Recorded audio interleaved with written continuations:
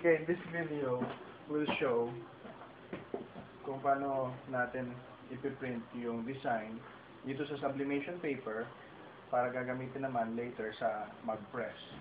And we are going to use the Epson T13 that is installed with a continuous ink supply system that contains sublimation ink.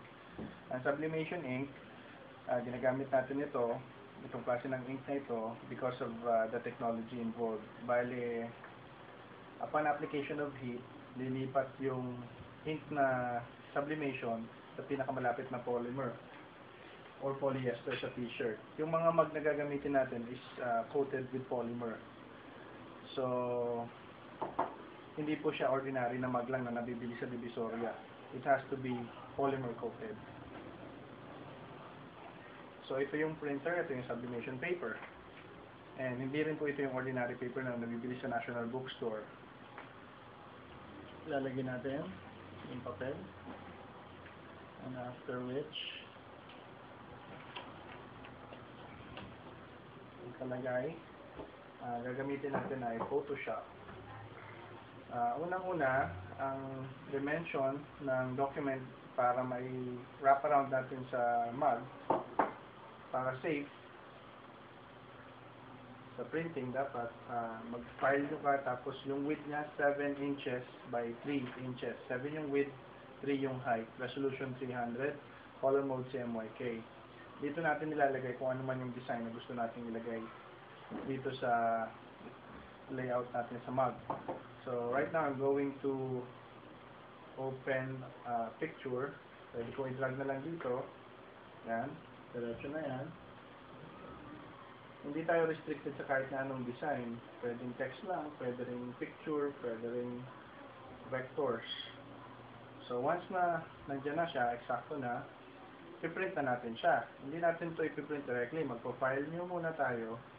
Tapos set natin sa international paper. Ang size niya is A4. Andito na yung dimension, 210 mm by 297 mm. 300 din yung resolution at CMYK din yung color mode. Okay, ito yon. Blanco.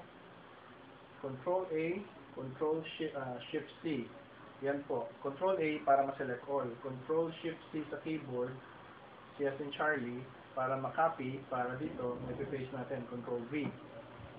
Ida-drag ko lang itong ruler dito para meron akong guide. Para pag inakyat ko siya sa taas, nasa gitna pa rin siya. Pwedeng maging tatlo ito. Tatlo yung print natin. Control J is to duplicate the layer. Another Control J, yan, matuduplicate. Tatlo yan. Pero dahil isa lang po yung print natin. So, File, Print. Hanapin natin yung printer dito, which is yung T13. Ayan. So-click natin yung print settings. Isi-set natin ang setting dapat dito, best photo. Yung type niya, Epson Matte. Although hindi naman palaging pwede ka mamili kahit anong gusto mo rito pero Epson Matte madalas namin pinipili para mas maraming ink yung tinatapon ng printer. But it doesn't work for all designs. Sometimes nagamit ka dito ng Epson Photo or Epson Glossy. As yung size, dapat A4 size. Very important dito sa setting na to is yung page layout. Kasi sa page layout, i-set mo dapat yung mirror image, i-check mo yon. Once na-check mo yung mirror image, i-click mo lang OK. And then ito yung preview niya, yan. Tapos, i-click ko na yung print. Of course, hintayin na lang natin itong mag-print, itong printer na to.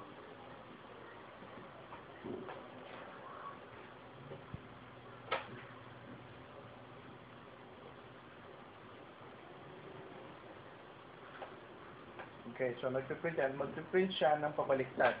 Kasi, kinakailangan nating i-wrap around yung papel dito. So, let's wait for it to finish. Habang hinihintay natin na matapos, kukuha lang ako ng mga example ng mga mugs na pwede nating lagyan ng mga layout. So, eto yon, may mug tayo na may inner color, pwedeng iba-iba ang kulay nito. Merong maroon, may orange, may yellow. Ito black. Meron din naman yung magic mug na pag nilagyan mo ng mainit na tubig, magkakaroon siya ng, makikita mo yung design, bigla na lang luluta. Siyempre, pag lumamig, iitim ulit yan. Ito pala yung isa sa mga finished product. So, this is not the normal mug na nabibili sa Divisoria. At saka hindi rin ito yung mga personalized mug na mumurahin, yung mga tag 30 pesos lang yata yun. Kasi ito, hindi natatanggal ang design. Kahit ganyanin mo siya, hindi mo siya matatanggal. Basta-basta. Siyempre, kung sharp object, matatanggal din yan. At yung feel nitong nung design, talagang parang part na siya ng mug. So, quality mug talaga yung nagagawa nitong sublimation. Yung isa pa naming klase ng mug, yung ganito naman. Kinakailangan, ang design mo dito talagang full color. May background, parang ganito. Para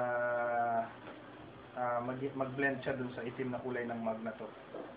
Siyempre, kung letters na ilalagay mo, pangit tingnan. Okay, so yan yung iba-ibang klase ng mga mug.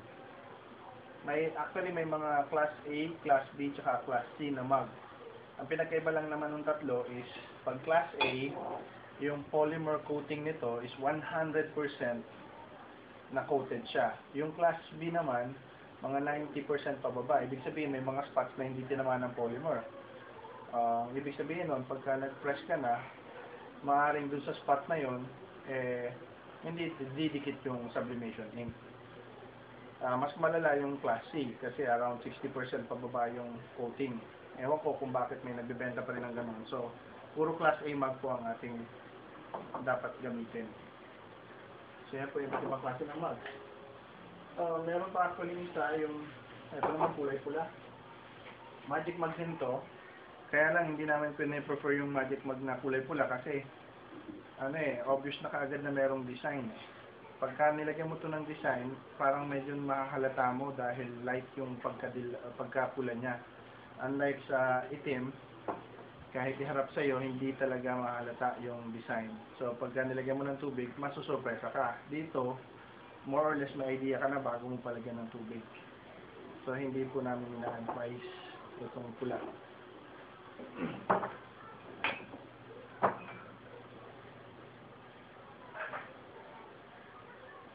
Okay, ganito yung itsura ng magic mug.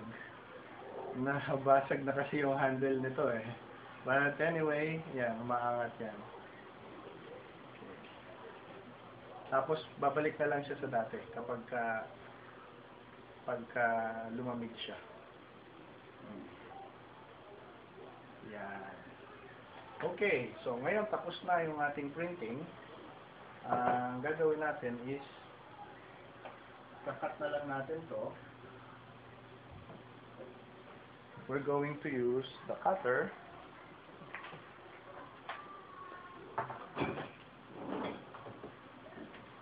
And pagka kinat naman natin to, simple rin lang naman.